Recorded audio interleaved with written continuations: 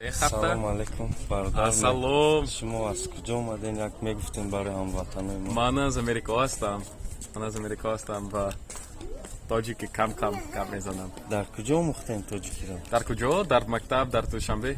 اینجا ها؟ چقدر بله، وقت اینجا. شما در دوشنبه؟ چی؟ چقدر وقت شما در دوشنبه زندگی دارین؟ 3 هفته. 3 هفته. بله 3 هفته. این از کجا خریدین؟ این را از مهرگان بود. مهرگان در دوشنبه. قلعه سور تاریخ تاجیکستان شما مختین؟ تاجیکستان خیلی زور از خیلی زیبا، خیلی دوست می‌دارم مملکت شما. تشکر. باز کدام منظره ها را شما تماشا کردین؟ باز تماشا؟ دیگر منطقه تاجیکستان رفتین؟ دیگر خی در امریکا میروم؟ نه دیگر منطقه تاجیکستان اسکندرکول. بله، بودین کارت شما؟ کجا؟ من در اسکندرکول برای یک روز و استرافشان یک روز و 2 روز در خوجند.